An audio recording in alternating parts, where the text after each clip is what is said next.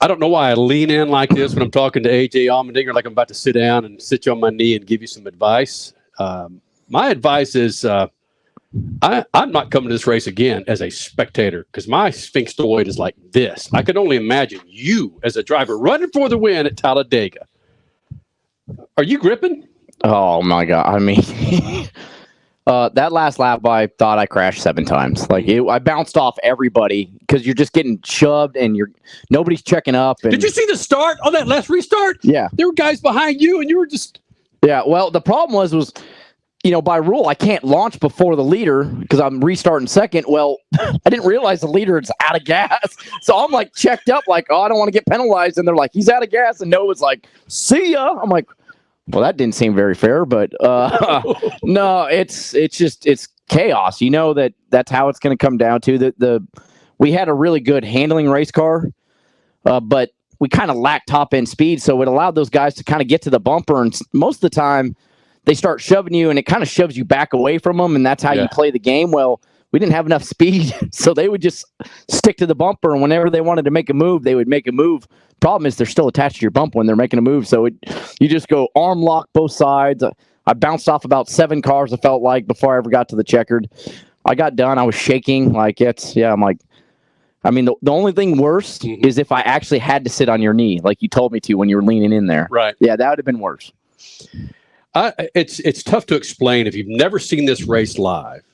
Again, you can have iRacing till you're freaking puking, but when you see this live, you see your guys are just this locomotive through that front stretch. Do you have time to think about reacting, or it's just you hope for the best? Yeah, I mean, you're always, especially when you're in the pack, I'm always looking ahead of me of okay, what's going on. You can see cars dancing around, and that's the thing with these Xfinity cars. They move around so much. So, I mean, hell, it looks like you're wrecking every lap. Right. So it's one of those, you're trying to judge it, but there is certain reaction, but it's also luck of the draw that if they wreck, you hope it isn't in front of you, or if it is, it clears out before you ever get there. And it's not a lot of fun. I always say, I have a strong hatred for this place as a driver. I'd love it as a fan. If I could go sit up in the grandstands and drink beer or go out in the infield and party, I'd love this place, but I don't get to do that. I have to drive, and it's really scary out there. But then that's the problem is I know you, and I'm standing next to your pits. Your PR person's right next to me. She didn't know it. I had my camera on colleague, ready to pop it when you win the damn race. But I'm watching the monitors. This is going on. I'm going, my God. Yeah. I can only imagine what you're feeling at this point. Yeah, especially, so Talladega, even though the tracks look the same, Talladega and Daytona, they race so different because Talladega is just a lot wider. So, Daytona, it's really, at best, you get 3 cars wide, and you can kind of dictate those lanes. Coming to the checkered, you can see who's get the run. Well, Talladega is so wide, somebody's got to run. I mean, they can make it 4 wide, they can make it 5 wide, and so with the line move past the tri-oval, Daytona, you come off 4 and you're like, okay, I see the finish line, I can dictate what's about to happen. Well, here, the start-finish line is way down there, so much more things can happen coming to the finish. As I said, it's of course you want to win this race, but just to get out with the top 5, you're happy with. Daytona, I was there. You were contending. You're contending here at Talladega. What's the secret to contend? Just stay in it? Well, I mean, our race cars are always fast. I mean, that helps. Colleague Racing puts a lot of effort in the super speedways. We with Justin and Ross and I, we worked really well together most of the time. So and then it was last year when Jeb came over, he worked well with myself and Justin and Landon and I and Daniel. We've worked really well together. So, but the problem is now is the field has completely seen that for 4 years, and nobody wants to work with us. It was a point, even as we'd line up, they'd shuck the last car out and make sure that we weren't lined up together. So trying to work together like that, stay up front, fast race cars help, and some of it's just luck of the draw. You would have thought Jeffrey Earnhardt won the Talladega race. That's bonkers. You know the history of the 3. You know the history of Larry Mack, RCR, was that ever in your mind? Like, I just don't want to take out the 3. No, I didn't care, honestly. Like, it's cool. I love it's fun to race against an iconic moment like that where the black 3 is back. You got to have Earnhardt in the car, Larry Mack's up there. Yeah. Like, it's cool to be a part of it, but at the end of the day, no, I didn't care. Like, right. you know, I caused him not to win and I won, but he did a great job. He had a big run down the back straightaway, and I tried to defend it, and he got to the back bumper, and that was about the second time I thought I was crashed on the last lap. And then that caused me to almost wreck about 5 more times coming to the start-finish line. So, yeah, but it's cool to be at least a part of an iconic race like that, or a moment to have the 3 back with an Earnhardt in it. So with RCR and Colleague, I mean, you guys are the 2 top teams running, as far as I see it, running in the Xfinity Series. Is it you 2 against the world there, where it's like, let's don't give these guys any space? I mean, we work well together. I mean, it's you know, we're in all those shops at RCR in Welcome, North Carolina. You know, Matt Colleague has put a lot of money into it. We own 2 buildings in that complex now. But at the end of the day, I still think Gibbs is probably the team to beat. You know, I mean, they're super fast everywhere they go. We got work to do on a lot of these racetracks. You know, the speedways were pretty good. Obviously, the road courses were pretty good. But, you know, the intermediates and the short tracks, we got some work to do, and that's the homework we're doing. And look forward to Dover, because we're trying something different there and seeing if we can find some speed. That's the great thing about it right now is I don't think we're anywhere near our best. Whoa. And we're leading the points. So What?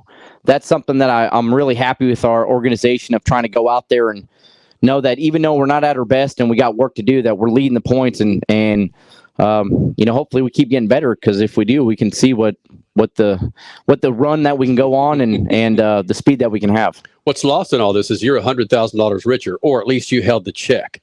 How much of that $100,000 does AJ Allmendinger get? We'll keep that private, you know, but at the end of the day, it's we all share in this, and it's cool now 2 weeks in a row to have it and put it in the prize pool for all the men and women at Colleague Racing. Boom. And I mean, it makes a big difference, because they're working so hard, and you know, you win and lose as a team. So we're in this all together, and it's great what Xfinity and Comcast allow us to do, to go race for $100,000 4 times. But it makes me feel good when I'm the one that's able to put it in there and you know, in a way, just thank them, because that's the best way to thank them is you know, get them some more money. Get us some cake. So Puss in Boots, what's the cat's name? What's the Mr. Tickles? He gets none. He gets what? Doesn't he get like maybe like Tickles? He gets a lot of treats. Don't you worry. Right. Xena, the French bulldog, right? She gets a lot of toys and treats. So it's all good. And Tara gets some too, I guess. Yeah, you know, she gets you. Yeah, I mean, easy. It's live. She's already won. Oh. All right. Whatever. I got to remind myself this is live on Facebook too. Yeah. So.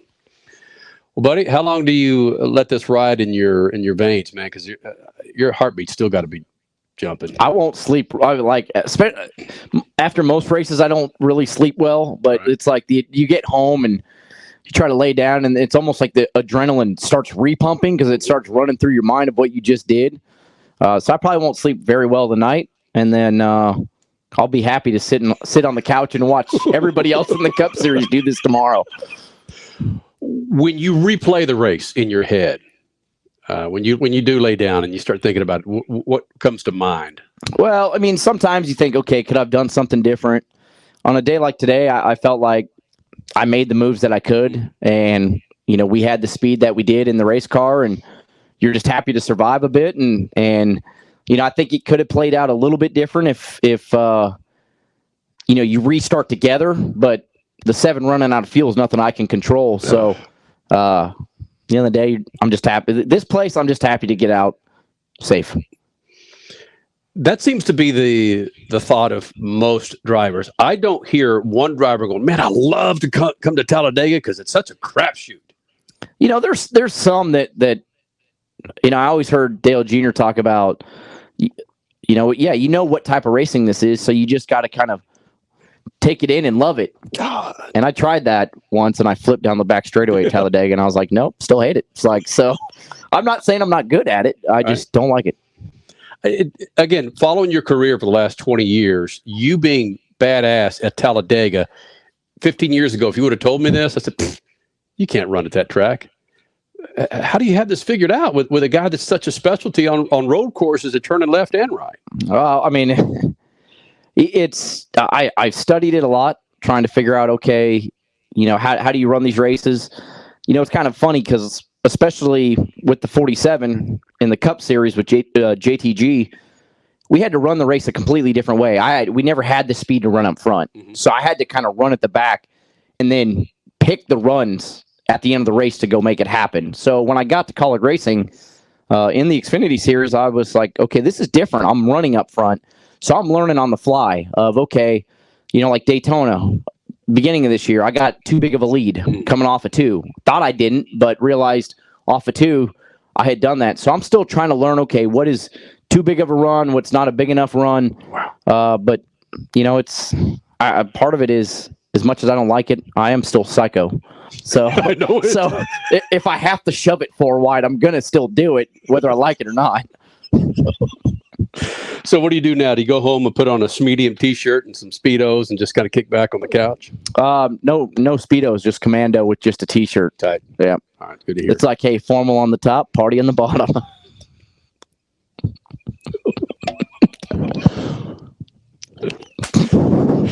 See ya.